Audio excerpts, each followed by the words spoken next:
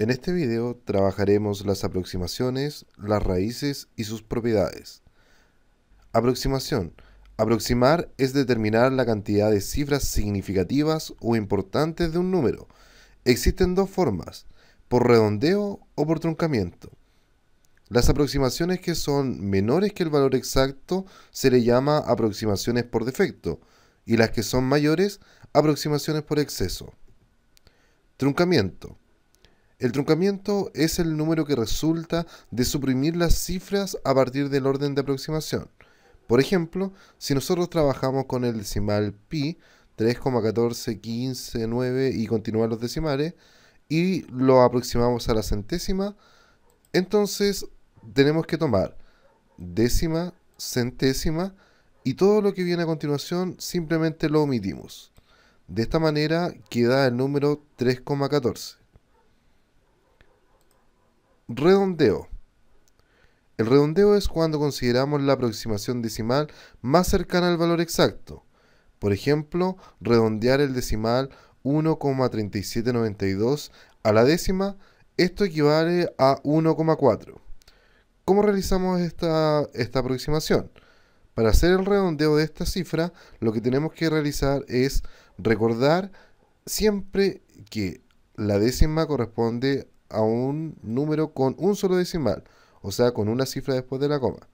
Por lo tanto, hay que observar el dígito de la derecha, en este caso un 7. Si este número es mayor o igual que 5, entonces se va a producir de que la cifra va a tener que aumentar en una unidad. Así como el número que se formaba con la décima era 1,3, aumenta una unidad y queda en 1,4. Si por el contrario el número que acompaña, ¿no es cierto?, a la cifra de aproximación es un número menor a 5, esta se va a mantener. Si fuera un 2, en este caso, nos hubiera quedado como 1,3. Cifras significativas. Las cifras significativas son aquellas desde la primera cifra distinta de 0 hasta la última cifra distinta de 0. Por ejemplo, en el caso de 230.000, tenemos que la primera cifra significativa sería el 2, o sea, la primera cifra distinta de 0. Y la última cifra distinta de 0 sería el 3. Por lo tanto, tiene dos cifras significativas. En el caso del decimal 0,00000004,02, tiene tres cifras significativas. Esto debido a que el primer número distinto de 0 corresponde al 4 y el último número distinto de 0 corresponde al 2. Significa que todas las cifras que hay entre medio de esos dos números corresponden a cifras significativas. De esta manera tenemos el 4, el 0 y el 2 correspondientes a tres cifras significativas. Errores frecuentes con el uso de cifras aproximadas. Un error frecuente en el uso de la aproximación la encontramos al redondear de mala forma cuando se necesita obtener un resultado exacto o muy cercano a este, y al aproximar se pierden cifras que nos pueden ser de ayuda, como por ejemplo cuando calculamos un determinado perímetro de una circunferencia. Si tomamos el decimal pi aproximado a la décima, nos queda 3,1. En vez de hacerlo de esta manera, si tomamos pi aproximado a la milésima, nos quedaría como 3,142. El resultado de este cálculo puede variar considerablemente. Así, por ejemplo, si tomamos una circunferencia de radio 10 metros, en el caso de tomar a pi aproximado a 3,1, estaríamos hablando de una circunferencia de longitud 62 metros.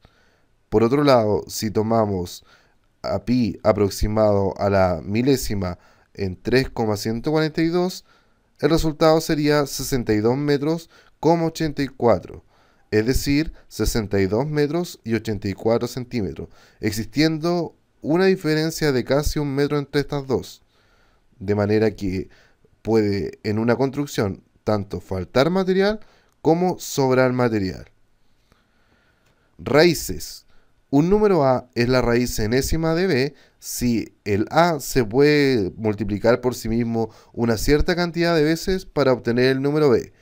Esto se denota como la siguiente forma. A igual a correspondiente al signo de la raíz, n que se le llamará índice de la raíz e indica cuántas veces se tiene que multiplicar a para obtener b, y b que se llama cifra subradical.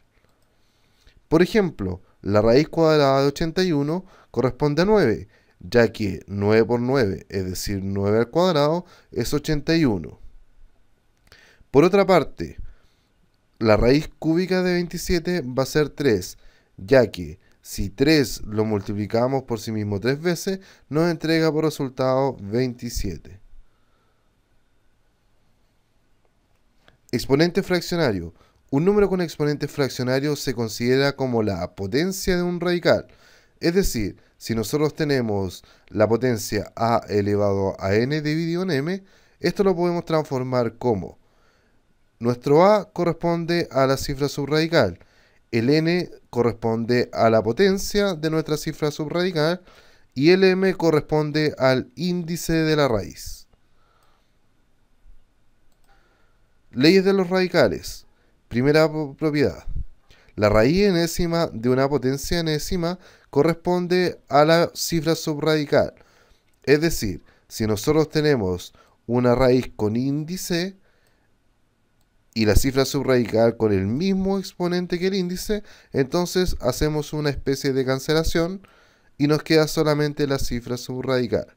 Así, por ejemplo, si tenemos la raíz secta de 4 elevado a 6, vamos a hacer una especie de cancelación con el 6 y nos va a quedar por resultado 4. Lo que sí hay que considerar que la cifra subradical, cuando el exponente sea par, debe ser positiva. Propiedad número 2.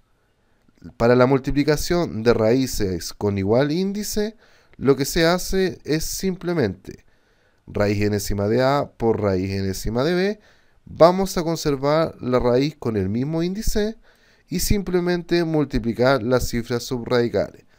De esta manera, si multiplicamos raíz cúbica de 2 por raíz cúbica de 5, simplemente vamos a conservar la raíz cúbica y multiplicar las cifras subradicales 2 por 5, que nos entrega por resultado 10. Propiedad número 3. El cociente de raíces de igual índice se resuelve de manera similar a la propiedad 2, pero en este caso lo que se hace es conservar nuestra raíz con índice n y dividir las cifras subradicales.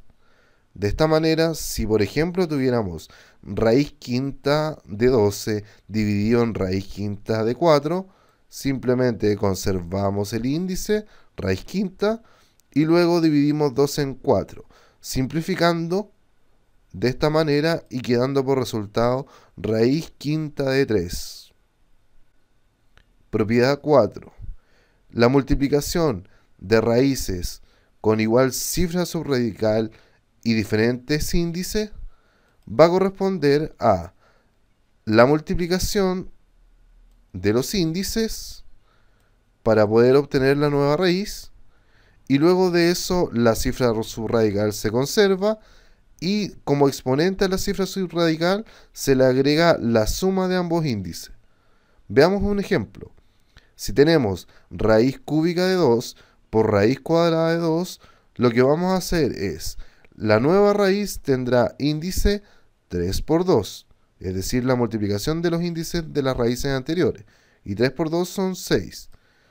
Luego conservamos la cifra subradical, que es el 2, y vamos a tener que sumar los índices.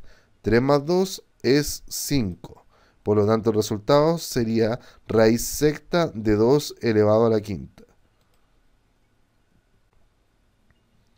Propiedad número 5. En el caso de la división de raíces con igual cifra subradical y distinto índice, lo que vamos a tener que realizar es, como en el caso de la multiplicación, vamos a tener que obtener una raíz cuyo índice será la multiplicación de los índices de ambas raíces.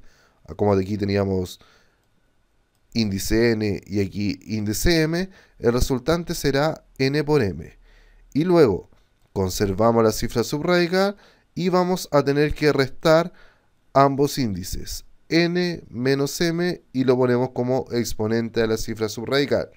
De esta manera, si por ejemplo tenemos raíz quinta de 3 dividido en raíz cuadrada de 3, vamos a obtener una raíz cuyo índice es el producto de ambos índices. 5 por 2, 10. Conservamos nuestra cifra subradical que corresponde a 3 y luego vamos a tener que restar ambos índices. 5 menos 2 es 3. De esta manera nos queda raíz décima de 3 elevado a 3. Propiedad 6. Propiedad 6. La raíz de una raíz.